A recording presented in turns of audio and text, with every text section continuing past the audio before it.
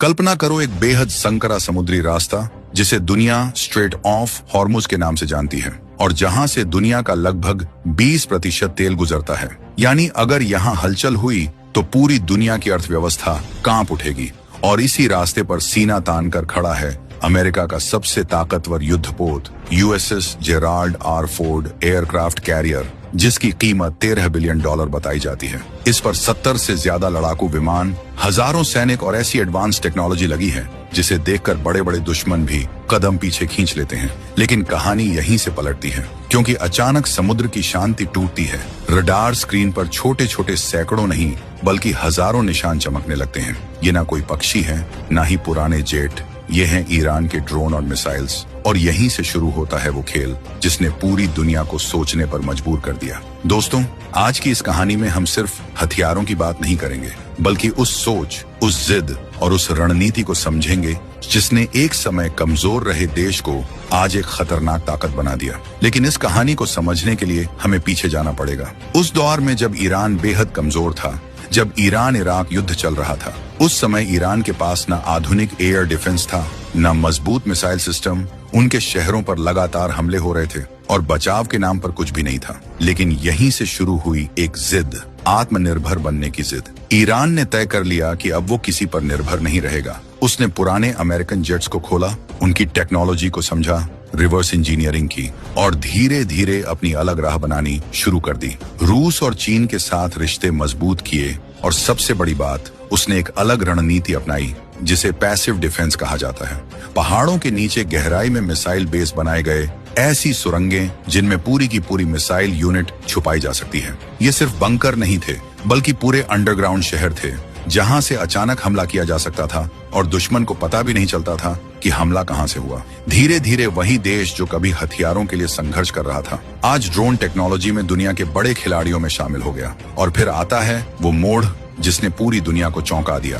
जब हाल ही में middle east में तनाव बढ़ा और रिपोर्ट्स सामने आई कि अमेरिका और इजराइल ने ईरान से जुड़े ठिकानों पर पहले हमला किया, तो माहौल अचानक बदल गया। शुरुआत में ये हमले सीमित थे, लेकिन इसके बाद जो हुआ उसने पूरे क्षेत्र को हिला दिया। ईरान की तरफ से जवाब आया, लेकिन ये कोई साधारण जवाब नहीं था। अचानक आसमान में दर्जनों नहीं, सैकड़ों ड्रोन दिखाई देने लगे। कुछ रिपोर्ट्स में कहा गया कि ये ड्रोन झुंड बनाकर आगे बढ़ रहे थे और उनके साथ मिसाइल्स की भी बरसात शुरू हो गई। ये हमला सिर्फ ताकत दिखाने के लिए नहीं था, बल्कि एक रणनीति के तहत किया गया था। पहले धीमे और सस्ते ड्रोन भेजे गए ताकि दुश्मन के एयर डिफेंस सिस्टम एक्टिव हो जाएं, और जैसे ही सिस्टम व्यस्त हुआ उसके बाद तेज मिसाइल्स छोड़ी गईं। सोचो, जब एक साथ सैकड़ों टारगेट रडार पर दिखते हैं तो सबसे एडवांस सिस्टम भी कंफ्यूज हो जाता है। किसे पहले रोका जाए, किसे बाद में, यही कंफ्यूजन सबसे बड़ा हथियार बन जाता है। कई रिपोर्ट्स में यह भी कहा गया कि कुछ एयरबेस को नुकसान पहुंचा। हालांकि हर देश अपने नुकसान को छुपाने की कोशिश करता है,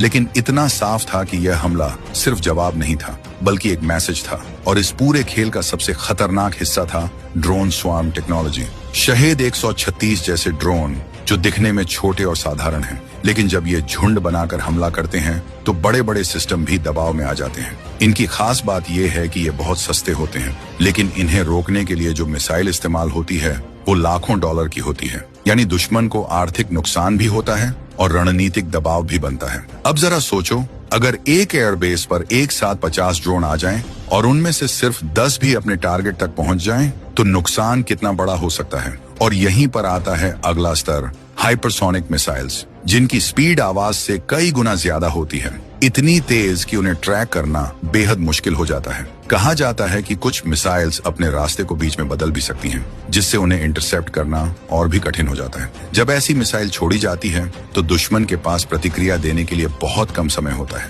और यही वो चीज है जिसने दुनिया की बड़ी ताकतों को चिंता में डाल दिया है। अब इस पूरी कहानी में सबसे दिलचस्प बात क्या है कि यह युद्ध सिर्फ ताकत का नहीं है, बल्कि सोच और रणनीति का है। पहले युद्ध में बड़े टैंक, बड़े जहाज और बड़े विमान जीत तय करते थे, लेकिन अब खेल बदल चुका है। आज अगर किसी के पास स्मार्ट और सस्ती टेक्नोलॉजी है तो वो भी बड़ी ताकतों को चुनौती दे सकता है। ईरान ने यही किया। उसने अपने संसाधनों को समझा और उसी हिसाब से अपनी रणनीति बनाई। उसने महंगे सिस्टम बनाने के बजाय ऐसे हथियार बनाए जो कम कीमत में ज्यादा असर डाल सकें। अब जरा उस रात को याद करो जिसने पूरी दुनिया को हिलाकर रख दिया था। अप्रैल 2024 की वो रात जब अचानक आसमान में हलचल होने लगी और ईरान ने सीधे इजराइल की तरफ अपने मिसाइल और ड्रोन भेज दिए। उस समय सिर्फ एक देश नहीं बल्कि पूरी दुनिया की निगाहें वहीं टिक गई थी, क्योंकि पहली बार ऐसा लग रहा था कि अब जंग सिर्फ सीमाओं तक सीमित नहीं रहेगी बल्कि खुलेआम ताकत का प्रदर्शन हो रहा है। लोगों ने देखा कि कैसे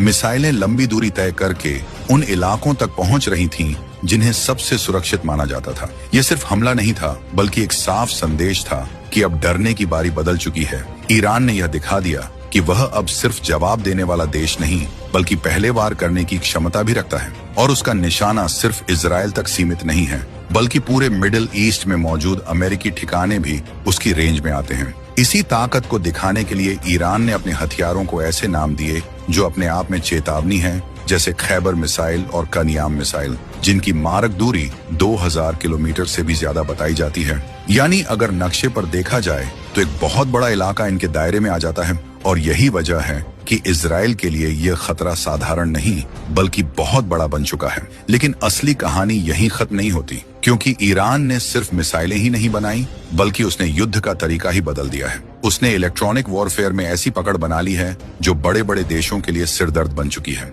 आपको याद होगा लॉकहीड मार्टिन RQ-170 का वह मामला, जब 2011 में ईरान ने बिना एक भी गोली चलाए इस स्टेल्थ ड्रोन को अपने कंट्रोल में ले लिया था। उसने इसके GPS सिग्नल को जाम किया और उसे सुरक्षित अपने इलाके में उतार लिया। यह घटना सिर्फ एक सफलता नहीं थी बल्कि दुनिया के लिए एक चेतावनी थी कि अब लड़ाई सिर्फ बंदूक और मिसाइल की नहीं रही बल्कि दिमाग और टेक्नोलॉजी की भी हो चुकी है। और अब तो ईरान इससे भी आगे निकल चुका है। उसने अपने ड्रोन और मिसाइलों में आर्टिफिशियल इंटेलिजेंस यानी AI का इस्तेमाल शुरू कर दिया है। इसका मतलब यह है कि ये हथियार अब पहले जैसे साधारण नहीं रहे बल्कि खुद फैसला लेने की क्षमता रखते हैं। अगर दुश्मन इनके सिग्नल को जाम करने की कोशिश करता है तो ये खुद अपना रास्ता बदल सकते हैं। ऑप्टिकल गाइडेंस सिस्टम की मदद से ये जमीन की तस्वीरों को पहचान कर अपने लक्ष्य तक पहुंचते हैं।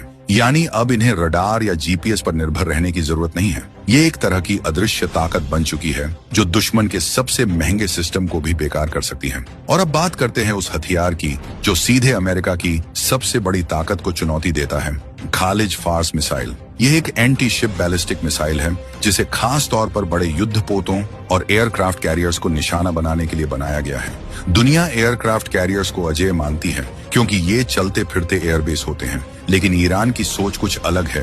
वह सीधी लड़ाई नहीं लड़ना चाहता बल्कि चालाकी से जीत हासिल करना चाहता है। उसकी रणनीति बहुत साफ है।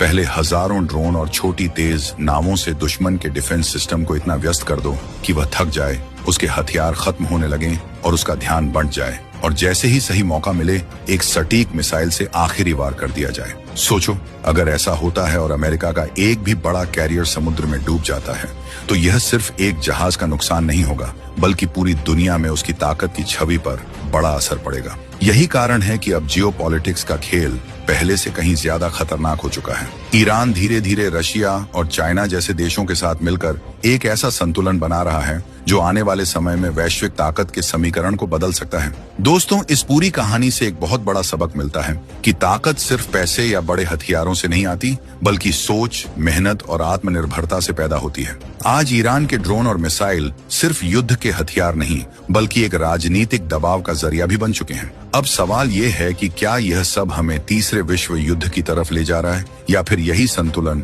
दुनिया में शांति बनाए रखेगा। लेकिन एक बात बिल्कुल साफ है, अब अमेरिका और इजराइल ईरान को कभी हल्के में लेने की गलती नहीं करेंगे, क्योंकि ईरान ने दिखा दिया है कि अगर किसी देश के पास अपनी टेक्नोलॉजी और मजबूत इरादा हो तो वह किसी भी बड़ी ताकत के सामने डटकर खड़ा हो सकता है। अब आप बताओ, क्या आपको लगता है कि ये ड्रोन और मिसाइल सच में इतने ताकतवर हैं कि बड़े बड़े युद्धपोतों को भी खतरे में डाल सकते हैं, या फिर यह सिर्फ डर पैदा करने की रणनीति है? अपनी राय नीचे कमेंट में जरूर बताइएगा। मिलते हैं अगले वीडियो में, तब तक के लिए जय हिंद, जय भारत।